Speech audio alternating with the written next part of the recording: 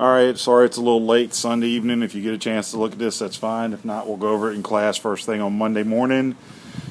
Two things I want to talk about are angle of elevation and angle of depression.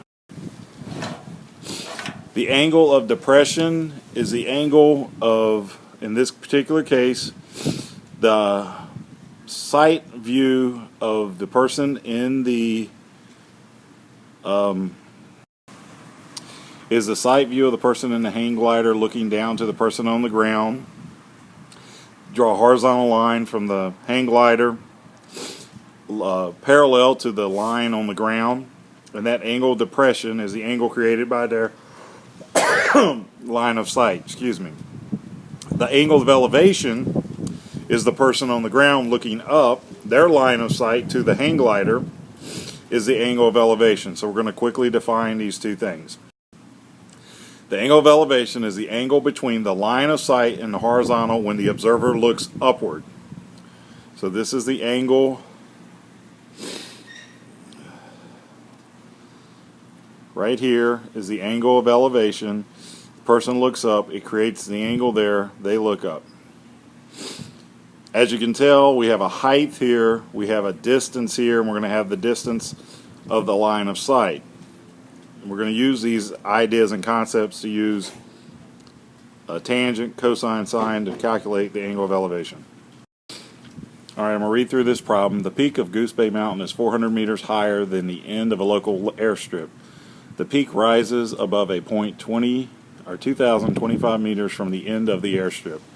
A plane takes off from the end of the runway in the direction of the mountain at an angle that is kept constant until the peak has been cleared. If the pilot wants to clear the mountain by 50 meters, what should the angle of elevation be for the takeoff to the nearest tenth of a degree? Since we have the opposite side from the angle and the adjacent side, we can say the tangent of A equals 450 meters over 2,025 meters. So to find the measure of angle A, we use the inverse tangent of the information we are given. Run out of the room, so there we go. So you use the inverse tangent of 450 divided by 2025, and when we do, we're going to get that the angle of elevation for the takeoff should be more than 12.5 degrees. Next thing we're going to look at is angle of depression, the angle between the line of sight when an observer looks downward and the horizontal. If you notice that because we have those two horizontal lines, AB and CD, the angle of depression is an alternate interior angle with the angle of depression. Angle of elevation. So therefore, the angle of depression and the angle of elevation are going to be congruent. So now we have a problem. The tailgate of a moving van is 3.5 feet above the ground. A loading ramp is attached to the rear of the van at an incline of 10 degrees. Find the length of the ramp to the nearest foot. So we want to know this distance.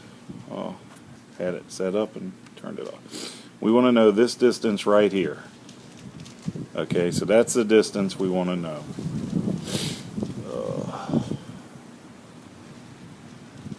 Delete that. Okay. So in order to do that, if we look at this angle of depression, I can also look at the angle of elevation from the road of the ramp to the top of the truck. That is going to be a congruent angle because they are alternate interior angles. So I know this is 10 degrees. I know this distance is 3.5 degrees.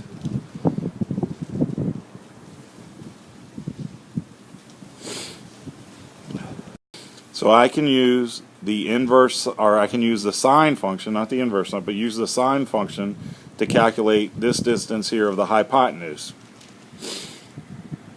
So I'm going to do the sine of, let's call 10 degrees, actually not call it, that's what it is, equals, and it's opposite over hypotenuse, so it's going to be 3.5 over x.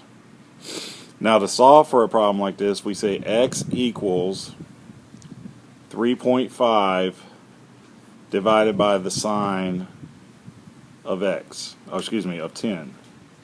So we're just going to swap the sine of 10 and x. And when we do that, we'll get you of 20.2 feet long. So the ramp is 20.2 feet long. Alright, so this is your challenge for tonight. Olivia is in a lighthouse on a cliff. She observes two sailboats due east of the lighthouse. The angles of depression of the two boats are 33 degrees and 57 degrees. Find the distance between the two sailboats to the nearest foot. Here's your hint. You're actually looking from the distance of AB. So if you can find the distance of BD and subtract the distance from AD, or AD from that distance, you will get AB.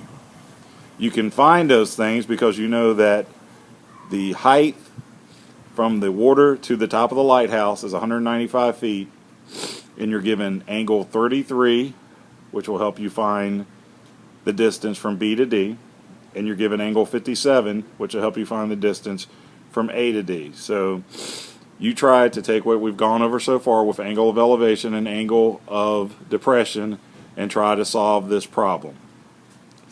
That's your homework, so if you get that right tomorrow, I'll give you 3 points on the last quiz. There we go. That's a nice little gift. Hope you have a good evening. Sorry this video was so late. I will see you tomorrow morning.